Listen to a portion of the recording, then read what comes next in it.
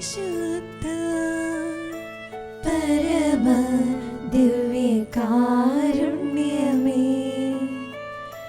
എന്നേരവും ആരാധനയും സ്തുതിയും പുകഴ്ചയും ഉണ്ടായിരിക്കട്ടെ.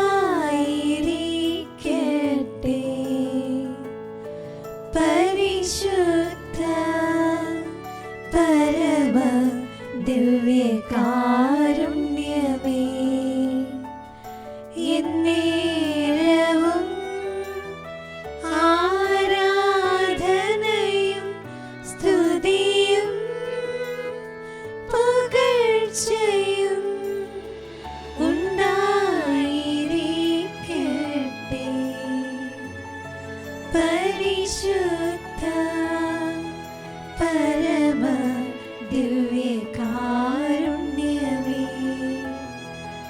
എന്നേരവും ആരാധനയും സ്തുതിയും പുകഴ്ചയും ഉണ്ടായിരിക്കട്ടെ.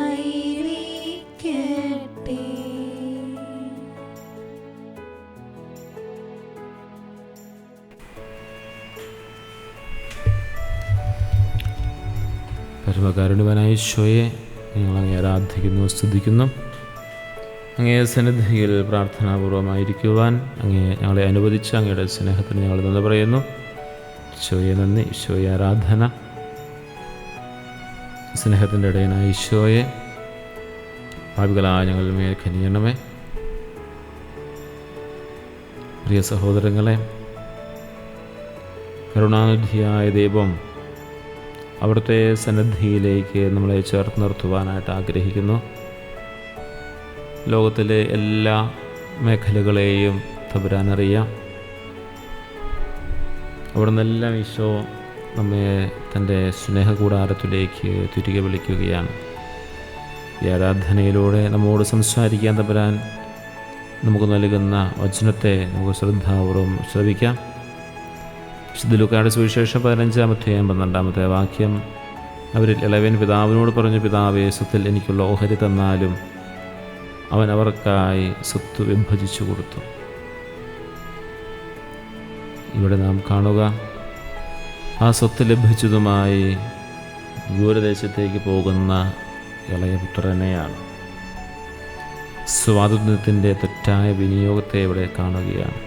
പിതാവിനോടൊപ്പം ആയിരിക്കുന്നതിനേക്കാൾ സ്വന്തം ഇഷ്ടപ്രകാരം ജീവിക്കാനാണ് ഇളയ മകൻ ആഗ്രഹിച്ചത്. നമ്മുടെ ജീവിതത്തിലും ദൈവത്തോടൊപ്പം അപ്പുറം ദൈവത്തോടൊപ്പമായിരിക്കുവാൻ ആഗ്രഹിക്കുന്നതിനേക്കാൾ കൂടുതൽ ദൈവത്തിൽ നിന്ന് അകന്നിരിക്കുവാൻ ആഗ്രഹിക്കുന്ന നിമിഷങ്ങളെ നമുക്ക് ശ്രദ്ധാപൂർവം ഓർക്കാം. തമ്പുരാൻ നമുക്ക് നൽകിയിരിക്കുന്ന സ്വാതന്ത്ര്യം അത് ദൈവത്തോട് കൂടെയായിരിക്കുവാനും ദൈവത്തിൻ്റെ ഇഷ്ടം തിരിച്ചറിയുവാനുമുള്ള ഏറ്റവും നല്ല അവസരമായിട്ട് നമ്മൾ കാണണം. പിതാവിൻ്റെ സാന്നിധ്യത്തിൽ നിന്നുള്ള വിട്ടുപോകലാണ് അത് തകർച്ചയുടെ തുടക്കമായിരുന്നുവെന്ന് നമുക്ക് കാണാനായിട്ട് സാധിക്കും. തനിക്കുള്ള സ്വത്തിൽ തനിക്ക് അവകാശപ്പെട്ടതെല്ലാം ചോദിച്ച് അതുമായി വിദൂരത്തേക്ക് പോകുന്ന മകനെ ധൂർത്തപുത്രനെ നമ്മൾ കാണുകയാണ്. ദൈവത്തിൽ നിന്നും അകന്നപ്പോൾ നമ്മുടെ ജീവിതത്തിലെ സമാധാനവും സന്തോഷവും എല്ലാം വിഭജിക്കപ്പെടുന്നതായി നമുക്ക് കാണാനായിട്ട് സാധിക്കും. ധൂർത്തപുത്രൻ പിതാവിൽ നിന്നും അകന്നപ്പോൾ അവൻ്റെ ജീവിതത്തിലുണ്ടായിരുന്ന സമാധാനം സന്തോഷമെല്ലാം നഷ്ടപ്പെട്ടു. ഭക്ഷിക്കാൻ പോലും ലഭിക്കത്തില്ലാത്ത രീതിയിൽ അവൻ വേദനയിലൂടെ കടന്നുപോയി എന്നുള്ളതാണ്. പിതാവായ ദൈവത്തിൻ്റെ ക്ഷമയെക്കുറിച്ച് കൂടി നമ്മളിവിടെ കാണുന്നുണ്ട്. മകൻ തെറ്റായ വഴി തിരഞ്ഞെടുക്കുമെന്ന് അറിഞ്ഞിട്ടും പിതാവ് അവനെ തടഞ്ഞില്ല എന്നുള്ളതാണ്. അതായത് ദൈവം നമുക്ക് നൽകിയ സ്വാതന്ത്ര്യത്തെ നാം അങ്ങനെ ഉപയോഗിക്കുന്നുവെന്ന് ഈ വചനം ചിന്തിപ്പിക്കുകയാണ്. ദൈവത്തിൻ്റെ വലിയ സ്നേഹം നമ്മുടെ ജീവിതത്തിൽ കൂടുതൽ ആഴങ്ങളിലേക്ക് ഇറങ്ങട്ടെ. ദൈവവിശ്വാസത്തിൽ നിന്നും സഭയിൽ നിന്നും അകന്നു കഴിയുന്ന സഹോദരങ്ങളാക്കി നമുക്ക് പ്രാർത്ഥിക്കാം. സത്യവെളിച്ചം കണ്ടവർ പിതാവിൻ്റെ ഭവനത്തിലേക്ക് തിരികെ വരാനായിട്ട് ഇടയാകട്ടെ. തെറ്റായ വഴികളുടെയും ലഹരിയുടെയും ഒക്കെ സഞ്ചരിക്കുന്ന യുവജനതകളെ നമുക്ക് സമർപ്പിച്ച് പ്രാർത്ഥിക്കാം. അവർക്ക് വിവേകവും വിജ്ഞാനവും നൽകുന്നതിന് വേണ്ടി പ്രാർത്ഥിക്കാം. കുടുംബങ്ങളിലെ ഐക്യവും സ്നേഹവും സമാധാനവും ലഭിക്കുന്നതിനായിട്ട് പ്രാർത്ഥിക്കാം. വിഭജനത്തിൻ്റെ ആത്മാക്കളെ നമ്മുടെ കുടുംബങ്ങളിൽ നിന്നും നമ്മുടെ സഭയിൽ നിന്നും നമ്മുടെ ജോലി സ്ഥലങ്ങളിൽ നിന്നും നമ്മളായിരിക്കുന്ന എല്ലാ മേഖലകളിൽ നിന്നും വിഭജനത്തിൻ്റെ ദുഷ്ടാത്മാവിനെ ആട്ടിപ്പുറത്താക്കുവാനായിട്ട് ഈശോയോട് പ്രത്യേകമായി പ്രാർത്ഥിക്കാം. ദിവ്യകാരുണ്യത്തിൻ്റെ നാഥനായ ഈശോയുടെ സന്നിധിയിൽ നമ്മുടെ അർത്ഥനകളെല്ലാം നമുക്ക് സമർപ്പിച്ചുകൊണ്ട് ഈശോയുടെ സന്നിധിയിലേക്ക് സ്നേഹപൂർവ്വം നമുക്കായിരിക്കാം. നമ്മുടെ വ്യക്തിപരമായ നിയോഗങ്ങൾ നമുക്ക് സമർപ്പിക്കാം. ഈശോയുടെ വലിയ സ്നേഹം നമ്മുടെ ഹൃദയത്തെ ഭരിക്കട്ടെ. അവിടുത്തെ കാരുണ്യം നമ്മുടെ മേൽ എപ്പോഴും ഉണ്ടായിരിക്കുകയും ചെയ്യട്ടെ.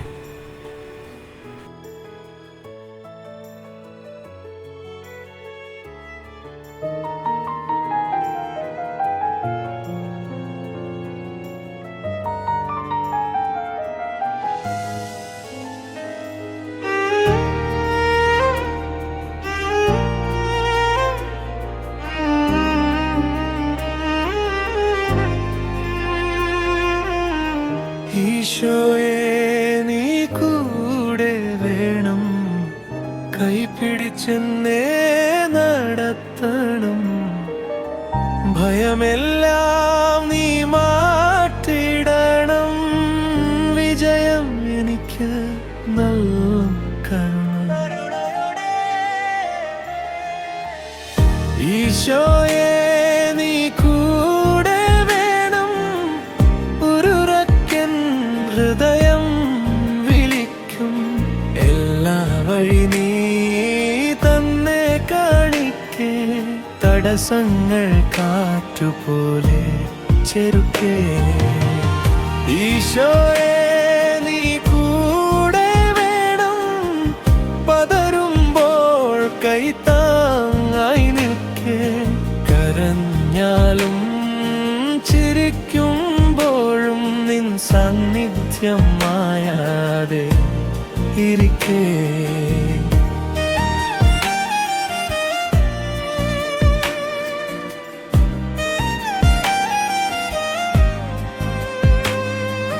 വഴി കുരുങ്ങി നിൽക്കുന്ന വേളയിൽ, ഞാൻ തളർന്നു വീഴുന്ന നേരിൽ, നിന്നാമം ഞാൻ അലലിക്കരയും. വാർത്തനാദം നീ കേൾക്കണമേ, കണ്ണുനീർ തീർത്ത് ആശ്വാസം തരും നിന്റെ സ്വരം ഞാൻ കേൾക്കുമ്പോൾ. ഞാൻ കൂടെയുണ്ട് എന്നൊരു മുരളി, ഹൃദയതാളം ശാന്തമാകുമ്പോൾ.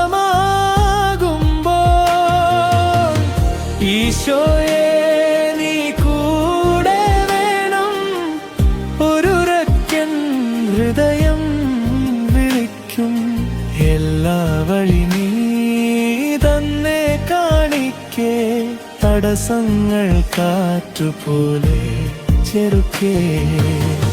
ഈശോയെ നീ കൂടെ വേണം, പതറുമ്പോൾ കൈത്താങ്ങായി നിൽക്കേ. കരഞ്ഞാലും ചിരിക്കുമ്പോഴും നിൻ സാന്നിധ്യമായാതെ ഇരിക്കേ. ജ്ഞാനത്തിൻ ഉറവിടമാം ദൈവമേ, എൻ ബുദ്ധിയിൽ വെളിച്ചമായി വരേണമേ. ഓർമ്മയുടെ വാതിൽ തുറക്കാൻ നിന്റെ സ്പർശം ചാരണമേ. ഏകാഗ്രത മഴയായി വീണൻ ചിതം നനവോടെ നെടുവീർപ്പെടുമേ. പരീക്ഷ വേളയിൽ ഭയം തീർത്തു പക്കൽ നിന്നുറച്ചു താങ്ങണമേ. ഈശോയെ നീ കൂടെ വേണം, ഒരുരക്കൻ ഹൃദയം വിളിക്കും. എല്ലാ വഴി നീ തന്നെ കാണിക്കേ, തടസ്സം ദിവസങ്ങൾ കാറ്റുപോലെ ചെറുക്കേ ഈശോയെ നീ കൂടെ വേണം പതറുമ്പോൾ കൈത്താങ്ങായി നിൽക്കേ കരഞ്ഞാലും ചിരിക്കുമ്പോഴും നിൻ സാന്നിധ്യം മായാതെ ഇരിക്കേ ഈശോയെ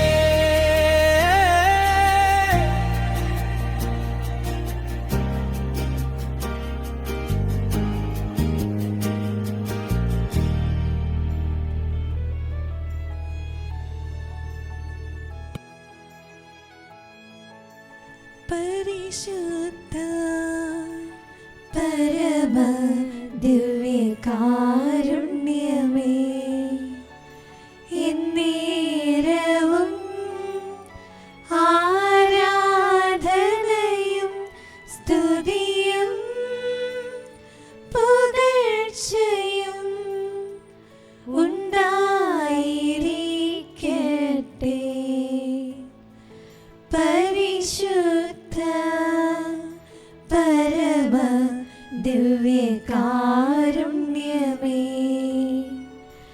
എന്നേരവും ആരാധനയും സ്തുതിയും പുകഴ്ചയും ഉണ്ടായിരിക്കട്ടെ പരിശുദ്ധ പരമ ദിവ്യകാരുണ്യമേ എന്നേരവും